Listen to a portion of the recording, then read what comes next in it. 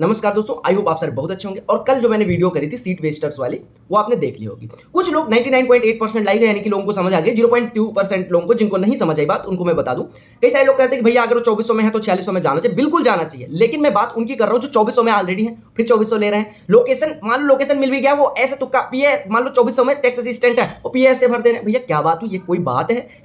अगर आप 4600 में ऑलरेडी फिर से 4600 भर रहे हैं, ये कोई बात है? आपको पहले 3 स्टार बहुत अच्छे लग रहे थे एक्साइज इंस्पेक्टर के, इस बार एसओ लेने, ये कोई बात है? आपको एमईए मिल गया था, आईटीआई लेना, आईटीआई से फिर एमईए जाना, ये कोई बात है? मतलब ऐसे लोगों से थोड़ा सा मुझे, अगर आप ये नहीं डिसाइड कर पा रहे हो कि आपको कौन सी पोस्ट आपके लिए सुटेबल रहेगी, आपकी नीड आपको पता है, आपको ये भी पता है कि आप किस तरह के व्यक्ति हो, किस तरह की जॉब आपको पसंद है, कि उसके बाद आपको लगता है आप गवर्नमेंट में जाके गवर्नमेंट का भला करोगे, देश का भला बिल्कुल नहीं करोगे। जिसको खुद का नहीं पता वो देश के लिए क्या ही करेगा, छोड़ो। खैर, ऐसे लोगों को क्या ही बोल सकते हैं। अगर उनके अंदर ह्यूमैनिटी नहीं है तो हम बात ही नहीं कर सकते उन लोगों की।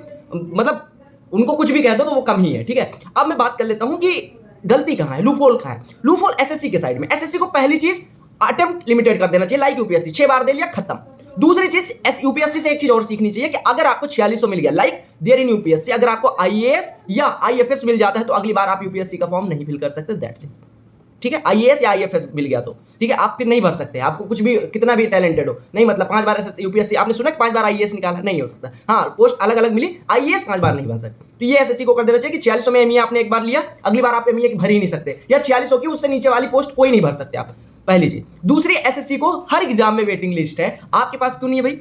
आपको गवर्नमेंट से पैसा लेते हो, मैं देखता हूं हर मिनिस्ट्री आपको पैसे देती है एग्जाम कंडक्ट करवाने के लिए। डीओपीटी कितना पैसा देती है एसएससी को एग्जाम कंडक्ट करवाने के लिए? क्योंकि उनको एम्प्लॉयज चाहिए। अब आप एम्प्लॉयज ना देके उनको बार बार वेटिंग लिस्ट वाले बच्चे, ऐसे बच्चे दे रहे हो जो ज्वाइन ही नहीं कर रहे, तो उससे गवर्नमेंट ऑफ इंडिया का नुकसान नहीं हो रहा, गवर्नमेंट ऑफ इंडिया का नुकसान हो रहा है। साथ ही साथ उस यंग एनर्जी का जो अभी 23 की उम्र में नौकरी पाके ईमानदारी से काम करता, वो अब जॉब में नहीं आ पाया, गवर्नमेंट जॉब में नहीं आ पाया, क्योंकि ऐसे बच्चे ने, किसी ऐसे वाहियात आदमी ने सीट बेकार कर दी, जिसका मतलब जो देश के लिए कभी अच्छा कर ही नहीं सकता। ठीक है, उसने उस 23 साल के युवा जो आके गवर्नमेंट में बहुत अच्छा करता, उसकी सीट वेस्ट कर दी। तो ये भी गलती है। किसकी गलती है? एसएससी की। वेटिंग लिस्ट क्यों नहीं, क्यों मतलब एक बार आप सॉलिड रीजन दे दो, क्यों नहीं है वेटिंग लिस्ट भाई? चलो मैं नहीं कहता कि 46 वाले ने छोड़ा, आप उसको 4600 दे दो, 2400 दे दो ना, एक एक रैंक ऊपर कर दो। रिजल्ट रिवाइज करना पड़ेगा, कोई बात नहीं, हम सह लेंगे थोड़ा, ठीक है। रिजल्ट रिवाइज कर देना, जो भी आप टाइम दो, 10 दिन के अंदर ज्वाइनिंग रिपोर्ट ना करने वाले को खत्म कर दिया, मतलब अगली बार डिबार कर दिया जाएगा। अगर 4600 में आपको पोस्ट मिली है, आपने नहीं ज्वाइन करा, अगली बार आप नहीं दे सकते, आप दो यूपीएससी, आप अपना टैलेंट दिखाओ।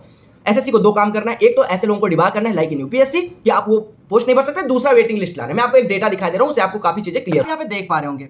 सीजीएल 2022 सिलेक्टेड कैंडिडेट्स का डेटा है क्यूमैथ्स ने। क्यूमैथ्स पे एसएससी के लगभग बच्चे, सिलेक्टेड बच्चे या ना सिलेक्ट होने वाले सारे जुड़े होते हैं, ठीक है। वो काफी यूजफुल है, नोटिफिकेशन वगैरह देते हैं। उन्होंने एक सर्वे करवाया जिसमें उन्होंने देखो, वर्किंग 48.18% ऐसे लोग हैं जो सीजीएल 2022 में सिलेक्ट हुए हैं और वो वर्किंग है ऑलरेडी, जिसमें आप देख सकते हैं 8% लोग ऐसे हैं जो सेंट्रल गवर्नमेंट में 4600-4800 ग्रेड पे की जॉब कर रहे हैं, 2400-2800 ग्रेड पे की 17.97% कर रहे हैं, सेंट्रल गवर्नमेंट में 18-1900 13.96%, बैंक रेलवे पीएसयू में 5.74%, प्राइवेट सेक्टर में 1.53, कोचिंग सेक्टर यूट्यूबर 0.38%। यानी आप अगर देखें तो गवर्नमेंट, सेंट्रल गवर्नमेंट में वर्क करने वाले लगभग 40% लोग ऐसे हैं जो गवर्नमेंट सेक्टर में वर्क कर रहे हैं, ठीक है। अगर मतलब सेंट्रल गवर्नमेंट में, अगर बैंक को भी जोड़े तो लगभग 46% लोग ऐसे हैं जो सेंट्रल गवर्नमेंट, बैंक, रेलवे और पीएसयू में काम कर रहे हैं। उसके बाद भी वो सीजीएल 2022 में सिलेक्ट हुए। अब उन्हें पिछले जहां पे सिलेक्टेड थे वहां पे वेस्ट करिए एक सीट, ठीक है। अब इस साल ले रहे हैं, इस साल भी किसी का, पिछले साल भी किसी एक का हक मारा, इस साल भी किसी एक का हक मार रहे। और नॉट वर्किंग वाले तो समझ आते भाई, ये नहीं कर रहे थे, ये नौकरी में सिलेक्ट हो गए। लेकिन 36,000 में अगर 50% अराउंड डेटा आप अगर देखो, 50% लोग ऐसे हैं जो सिलेक्टेड है, कहीं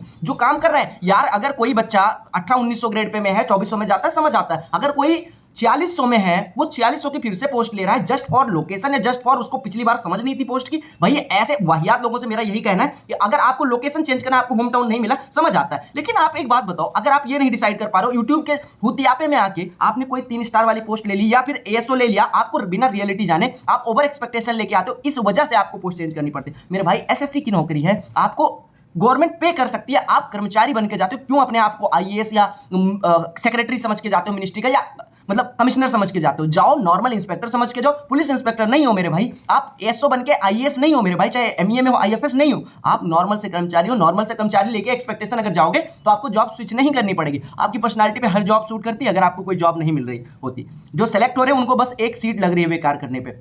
देखो मेरा कुछ नहीं जाता, लेकिन देश का कुछ जा रहा है तो थोड़ा सा सपोर्ट करो इसको, ठीक है। और वेटिंग लिस्ट के लिए जितने लोग एसएससी मतलब तैयारी कर रहे हैं या जिनको लगता है कि मैटर समझ आ गया, वो प्लीज एक बार ग्रीवेंसेस डाल दो एसएससी के पोर्टल पे, एसएससी को लिखो, ठीक है। क्योंकि अब वेटिंग लिस्ट अगर नहीं आई तो एक चीज ध्यान रखना, ये कट ऑफ 170 नहीं 190 भी जाएगी किसी दिन, तुम मुंह बना के देखते रहना। और अपने टीचर्स जो भी जिनसे भी पढ़ते हो, माननीय टीचर से भी रिक्वेस्ट करना कि प्लीज एक बार वेटिंग लिस्ट के लिए बोले। और मतलब ये वेटिंग लिस्ट अब उसके सिवा फॉर्म आए ना आए, वेटिंग लिस्ट जरूर आनी चाहिए, ठीक है। तो सारे लोग रिक्वेस्ट करना वेटिंग लिस्ट के लिए, और जो भी हो सकता है वेटिंग लिस्ट करें या फिर ऐसे लोगों को बैन करें, ठीक है। दोनों में से कोई काम एक एसएससी को करना मस्ट हो गया, नहीं तो फिर ऐसे सीट आपकी जाती रहेगी और आप मुंह बना के बैठे रहना, कुछ नहीं होगा आपका, कुछ लिटरली कुछ नहीं होगा, ध्यान रखना।